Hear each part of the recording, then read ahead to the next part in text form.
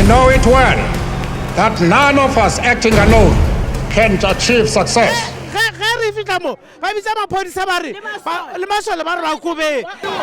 We must therefore act together. Sorry?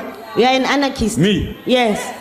Okay, honorable member, you withdraw that now. Oh, why? Good afternoon to the viewers at home. Thank you so much for tuning into NNTV. I'm your host for today, and my name is Nondanta Mahajani, yes, the Queen. Welcome to our Freedom Chat show. Okay, today's topic it will be on gender-based violence, and as you can see in studio, we have our guests. We'll be giving them the platform to tell us their views or their experiences when it comes to gender-based violence, okay? And next to me right here, as much as she is our guest for today, she's also the presenter, okay? She will introduce herself and we'll take it from there.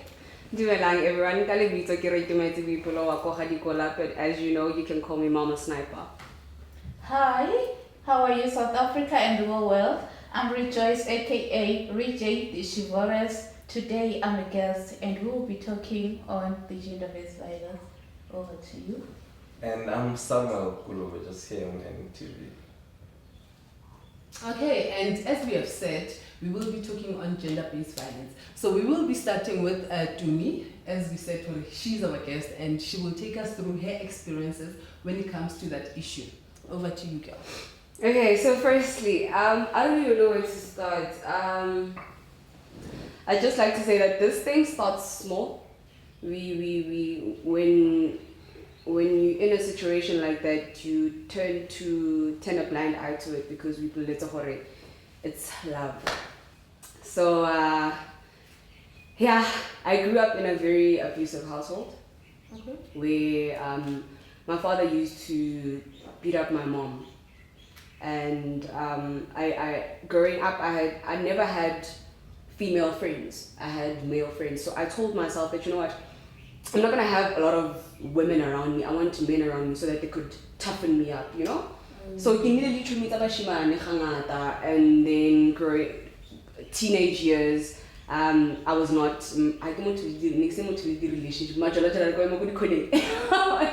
was not like that. So fast forward, age 21, I got involved with somebody that promised me the world. Okay. And he made me feel like I was his princess. He used to call me the butter of my bread. Wow. He was a man. Nah? Okay. Still is a man. I don't want to damage his image, but he still is a man, okay, in his own caliber. So 2014, I got involved in a relationship with somebody, and it all started small things, okay, where my friends asked him for a cigarette. All right. My friends had asked him for a cigarette. Just so that it's going. My friends had asked him for a cigarette, and he was very annoyed by my friends asking him for a cigarette. So I walked from my friend's house to the house where he stayed, and when I got inside, he said to me, "Listen here, and that's when he slapped me."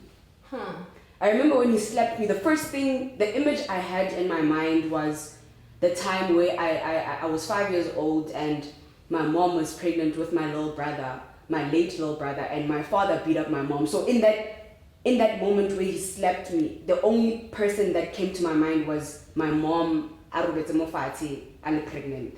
Sure. So I said to myself, so immediately when he slapped me and I saw that image of my mom, I got up and I said to him, "You will never lay your hands on me again." Hold on. Let me just come in there. No? Mm-hmm. He did it the first time, yes, right? And you stayed in that relationship. Yes, I stayed in that relationship because these people say they're sorry. Okay, so you chose to stay. Yeah, you know love. Because you believed him, right? Yeah. Okay, let me just quickly, I'll come back to you, right? Let me just quickly, viewers at home, this is very interesting, okay? We are going now to be interviewing our next guest so that we hear from her what she thinks from hearing the story from Dumi, okay? Over to you, Rejoice. Tell us what you think.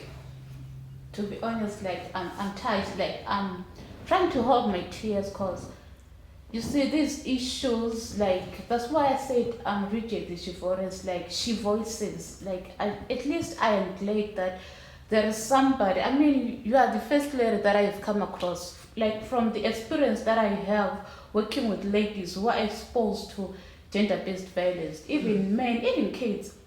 You know, the effect is so traumatizing. You see those bully boys at school or ladies, it's because of that. When parents you find at home, you don't know the kind of character that you are building in your children, you see. Like she still has those images.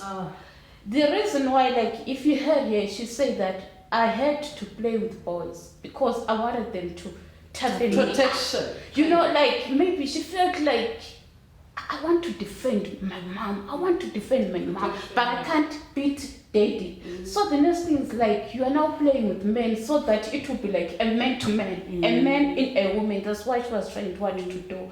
And most of the times, at least she took another positive way, because most of the times, like ladies, children who grow up in such circumstances, you know what they do? They tend to go for men to be loved.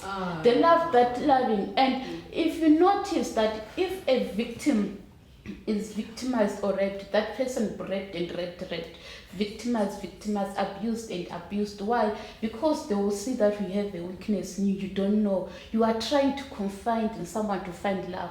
They will come pretending to say, I love you.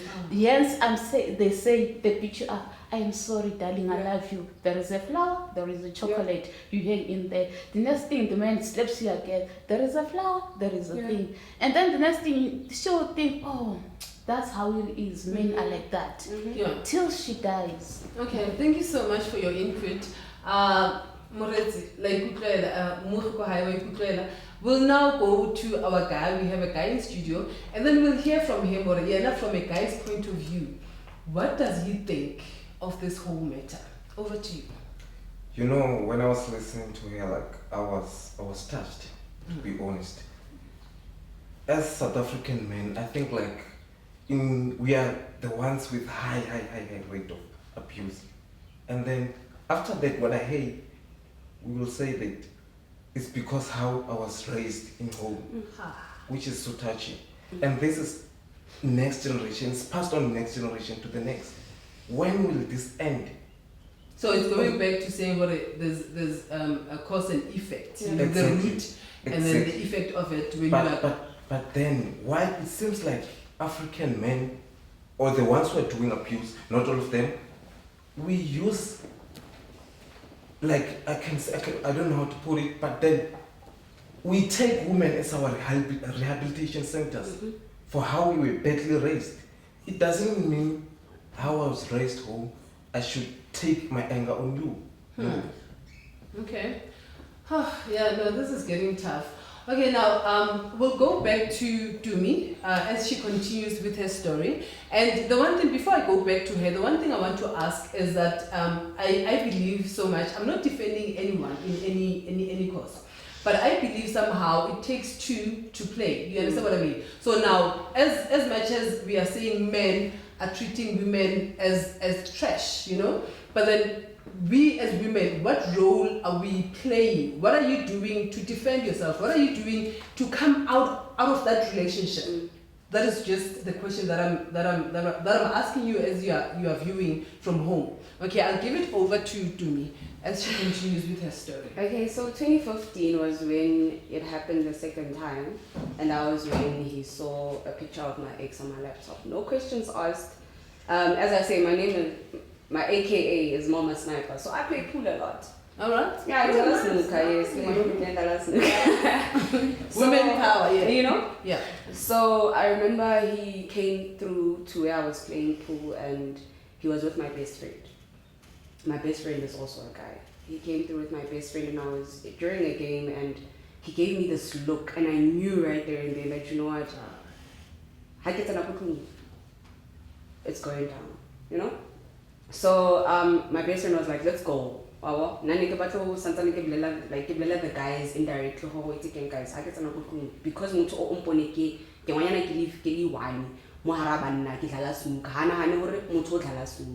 in his mind you're doing something with someone right there. So ni kira ka ba bolela hore ban checkele like coast or something, but I couldn't. Okay, my best friend dragged me, and then like not dragged me, but he pulled me away. We went to the flat, and he says when we got to the flat, my then boyfriend says to me, "What's this on your laptop?" I'm like, "What's what on my laptop?" You know, mind you, I had not used that laptop in I don't know months, and that image, for it to even get there, it was through my phone. I had lost the phone, so before losing that phone, I had transferred everything from my phone to my laptop just as a backup. So when he saw those images, he did not want to know the story behind it. He was just already on attack mode. And I remember that day he was like, you know, he said something very, I can't put it into words because we're on a show. I can't exactly quote him. But he made me fully aware by the time I felt so to speak, you know. And I remember that time I called the guys and I said to them, guys,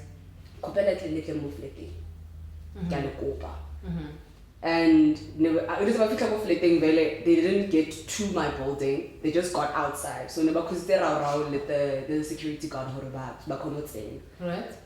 From upstairs downstairs security I've got a situation upstairs. Right. Security and so I'm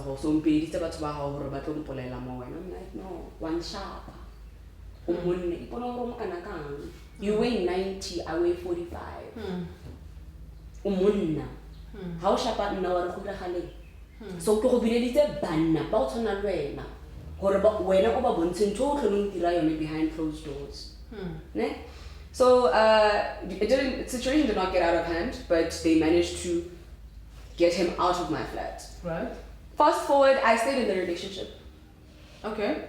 I stayed in that relationship. That was 2015, 2016. Yeah, sorry, okay, can I just come in quickly? Yeah. Was the reason that you because I'm asking this because probably there's somebody who's going through the same thing and they're staying in that relationship. So I want to get from her, why did you find it I can't say easy, but why did you continue to stay in that relationship? You know, you need to understand that abuse is not just physical. Okay. It's mental. Okay. It's emotional. Mutu o abusang somewhere somehow gets into your brain or controller. They control your emotions. They control how you act around them. You could be yourself around your friends, but be scared. You could be afraid to even crack a joke because will it offend him. Okay. You could leave this cup, go wherever. Your abuser knows you in and out. It's as if they have this thing, and they know you. The strands on your head. That's how deep it is. So once they get into how it's a fight for wena. How wena only one, or you know what, but I want to get out of the situation. How am I going to do so? You already know, or you know what, he's gonna want me back and he's going to do this, that. So it takes you. Am I willing to become a statistic? And because when I'm not depressed, and you need to fight for your life. How I tell them to come and stay and become another man's slave. You know? Okay, hold it right there. I think from there, well, we'll take a break for now, and then when you come back, we will continue finding out from other guests as well as we continue with this topic here, gender-based violence. I'm still your host, Nondanta Mahajane, and stay tuned. We are coming back just now.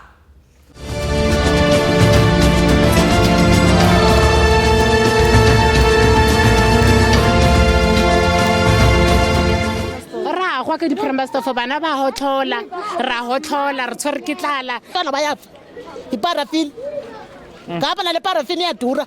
People are saying they want ESCOM to be here, they want the president to be here to resolve this matter.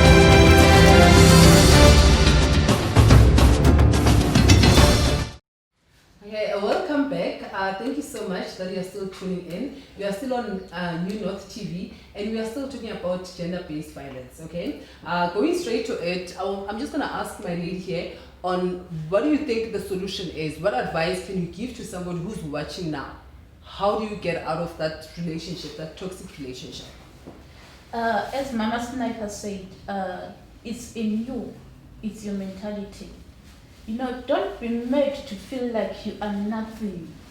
And don't be made like, after being made to feel like you are nothing, you are then given a chocolate or what, or sweet for nothing words to make you feel like you are special.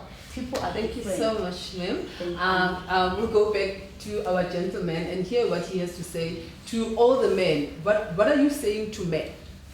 I think men need to change and like man up. To be a man doesn't mean I have to abuse or use my powers over a woman. Like, we know in South Africa, rate is very high. And no since more corona, things like the West.